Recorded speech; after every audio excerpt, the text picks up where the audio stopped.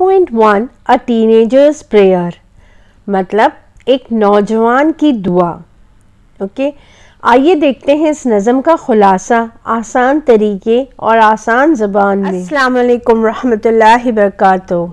Hello everyone, welcome to my channel students guide by SZ. दुआ करती हूँ आप खुश हो, खैरियत से हो।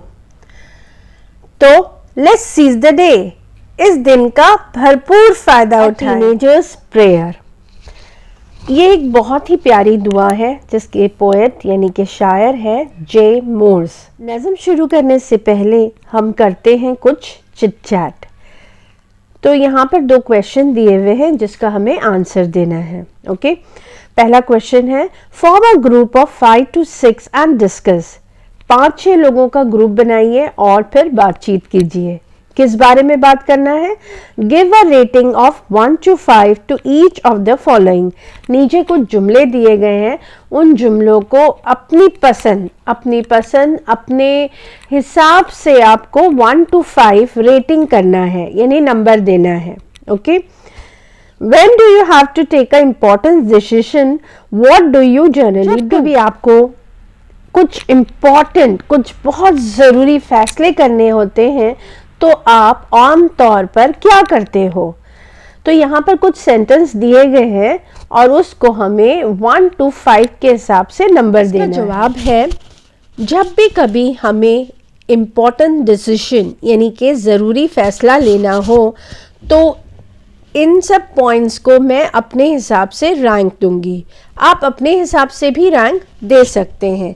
जैसे कि सबसे पहले मैं point C, pray to God for guidance, खुदा से रहनुमाई के लिए दुआ करूंगी। पॉइंट डी यानी कि थिंक डीपली इन साइलेंस, और फिर खामोशी से बैठकर इस बारे में सोचूंगी, गौर फिक्र करूंगी। ओके, पॉइंट 3 यानी कि ए, कंसल्ट पेरेंट्स एंड एल्डर्स, फिर अपने वालिदैन और बड़ों से सलाह मशवरा करेंगे। पॉइंट 4 यानी कि point E, ask your teacher for help, अपने असातिज़ा अपने उस्ताद से जो है मदद मांगेंगे। Point 5, contact friends for advice, यानी कि अपने दोस्तों से मशवरा करेंगे। फिर है last, toss a coin to decide, और कॉइन टॉस करके यानी कि कॉइन उछाल कर ये तय करेंगे। तो ये सबसे आखिर में पॉइंट नंबर 6 होगा। अब हम दूसरा सवाल देखते हैं। In poetry, very often there are lines in which the poet seems to talk directly to an absent person. इसका मतलब है शायरी में अक्सर ये होता है कि शायर जो है ऐसी चीज़ों से भी बात करते हैं जो कि गैर हाजिर होते हैं, जो कि गैर मौजूद होते हैं, एब्स्ट्रैक्ट होते हैं।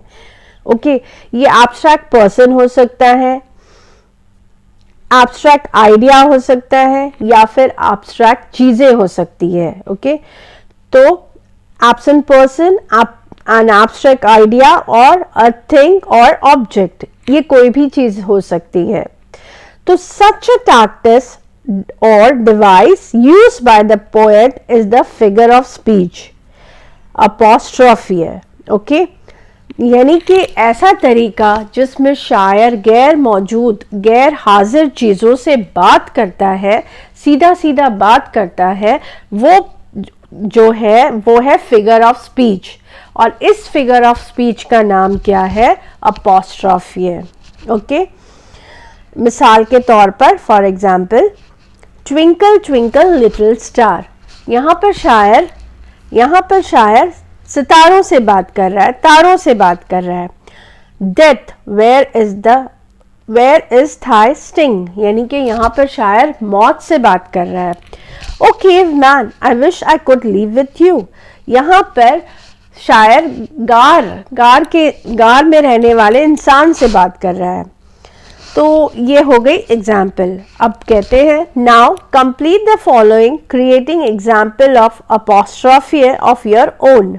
अब कुछ एग्जाम्पल दी गई है और हमें यहाँ पर अपने से ही यहाँ पर कुछ भी सेंटेंस लिखना है। ओके, तो इसका जवाब है point A, O life how. तो यहाँ पर हम जिंदगी से मुखातिब हैं, जिंदगी को बोल रहे हैं। यहाँ पर आंसर जो है वो मेरे हिसाब से है, इट्स अकॉर्डिंग टू मी। आप अपने हिसाब से भी लिख सकते हैं। Beautiful you are, O life how beautiful you are, यानी कि ए जिंदगी तू बहुत खूबसूरत है। Point B, dear God please, यहाँ पर हम खुदा से मुखातिब हैं, खुदा को बोल रहे हैं। Save me from evil, dear God please save me from evil, यानी कि ए खुदा हमें हर बुराई से बचा। Okay, point C, books you are, यहाँ पर हम किताब यानी कि किताबों से मुखातिब है, किताबों को बोल रहे हैं। Full of knowledge, books you are full of knowledge, ए किताब तुम में बहुत सारी मालूमात है।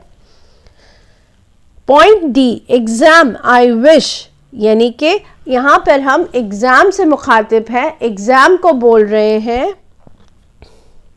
You could come a little late, exam I wish you could come a little late, exam आप थोड़ा देर से आते हैं। The last one, oh you beautiful sky, यहाँ पर आसमान से मुखातिब है, आसमान से बोल रहे हैं। I feel very pleasant to see you, oh you beautiful sky I feel very pleasant to see you, ए खूबसूरत आसमान मुझे बड़ी खुशी मिलती है आपको देखकर। आइए देखते हैं नज़म का खुलासा। अ टीनेजर्स प्रेयर, टीनेजर्स का मतलब होता है नौजवान। ओके, बच्चों 13 से लेकर 19 साल की उम्र का जो वक्फा होता है उसे कहते हैं टीनेज, यानी कि इस उम्र में बच्चा ना छोटा होता है और ना ही बहुत बड़ा। ओके, तो ये उम्र बहुत ही नाजुक होती है क्योंकि इसी उम्र पर, इसी वक्त पर हमारी पूरी जिंदगी का दारोमदार होता है। अ टीनेजर्स प्रेयर यानी कि एक नौजवान की दुआ। Each day brings new beginnings, decision I must make. I am the only one to choose the road that I will take. New words यानी कि नए अल्फाज। पहला वर्ड है beginnings यानी कि शुरुआत, फिर है decision यानी कि फैसला करना, कोई चीज़ तय करना, फिर है choose का मतलब होता है चुनना, कोई चीज़ को पसंद करना, फिर है रोड का मतलब होता है रास्ता, यानी जिस रास्ते पे हमें चलना है। टीनेजर का मतलब होता है नौजवान, यानी जो अभी अभी जवान हुआ हो, चाहे वो लड़का हो चाहे लड़की। ओके, हर दिन मेरे लिए एक नई शुरुआत लाता है, एक नए मौके लाता है। ओके, नई ख्वाहिशात लाता है। And decision I must make, और ये फैसला करने का हक मुझे ही है, और ये फैसला करना मुझे ही है। क्या फैसला? I am the only one two choose, यानी कि ये मेरा ही हक है, ये मेरी ही जिम्मेदारी है कि मैं कौन सा रास्ता तय करूं, मैं कौन से रास्ते पर चलूं। इस स्टांजा यानी कि बंद का मतलब है हर दिन जिंदगी की नई शुरुआत होती है, नई ख्वाहिशात होती है। हर रोज़ हमें एक फ़ैसला करना होता है जो हमें करना होता है, यानी कि जिसकी जिम्मेदारी हमारी होती है कि हम किस रास्ते को चुनना चाहते हैं, यानी सही रास्ता या गलत रास्ता।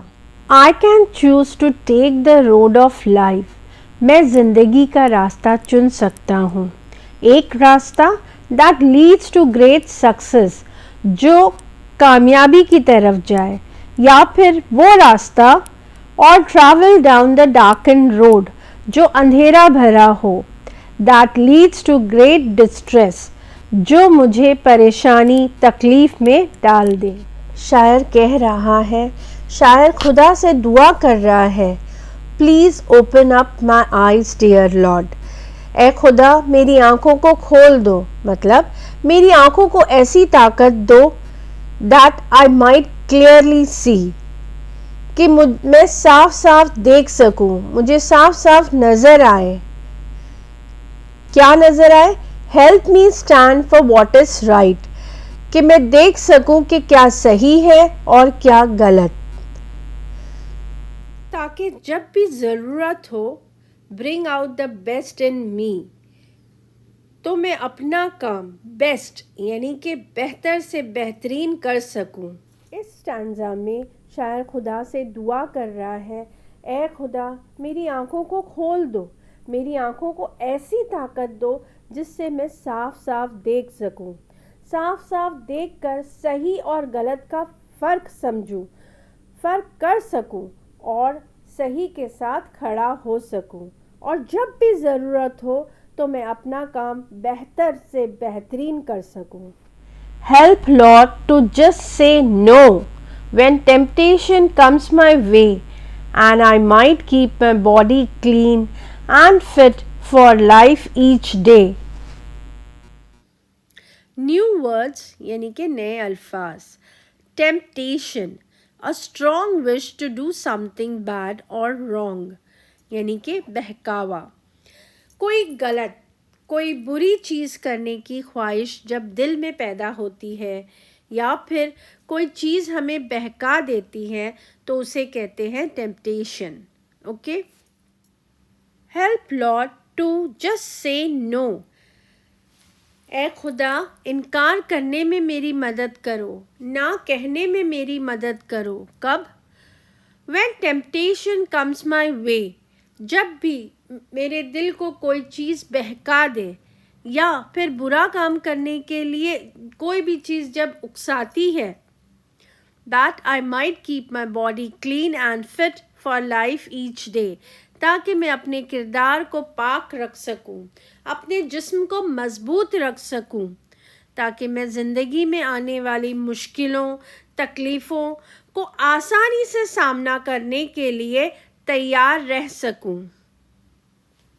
इस स्टैंजा में शायर कहता है, ए खुदा मेरी मदद करना, जब भी मेरे दिल में कोई बुराई आए, कोई चीज़ मुझे बहका दे, तो ऐसे हालात में मैं इनकार कर सकूं, ना कह सकूं, ताकि अपना जिस्म, अपना किरदार पाक रख सकूं, जिस्म को मजबूत रख सकूं और ज़िंदगी में आने वाली मुसीबतों का सामना करने के लिए तैयार रह सकूं। When my teenage years are over, I know that I will see that life is lived its very best with you walking next to me. When my teenage years are over, जब मेरी नौजवानी की उम्र ख़त्म हो जाएगी, I know that I will see that life is lived its very best. जब मैं ये बात मान जाऊंगा कि मैंने जो ज़िंदगी जी वो बेस्ट यानी कि बेहतरीन जी, क्योंकि with you walking next to me, क्योंकि मुझे खुदा का साथ मिला था। इस स्टैंजा में शायर कहता है कि जब मेरी नाजुक उम्र यानी कि टीनेज का वक्त ख़त्म हो जाएगा तो मैं जान जाऊंगा कि जो ज़िंदगी मैंने जी है वो बेहतरीन ज़िंदगी थी, क्योंकि इसमें खुदा का साथ मिला, खुदा की रहनुमाई मेरे साथ थी। तो ये था नज़म का खुलासा। कैसी लगी आपको ये दुआ? कमेंट सेक्शन में ज़रूर लिखिए। और बच्चों, आपकी ये उम्र बहुत नाजुक होती है, हर जगह आपको टेम्पटेशन मिलते हैं। इस टेम्पटेशन से बचने के लिए हर वक्त खुदा से दुआ मांगते रहना चाहिए। तो बस आज के लिए इतना ही। अगर वीडियो पसंद आए तो लाइक, शेयर और सब्सक्राइब ज़रूर कीजिए। अगर कोई सुझाव हो तो कमेंट सेक्शन में लिख दीजिए। अपना बहुत बहुत ख्याल रखिए और best of luck for your exam.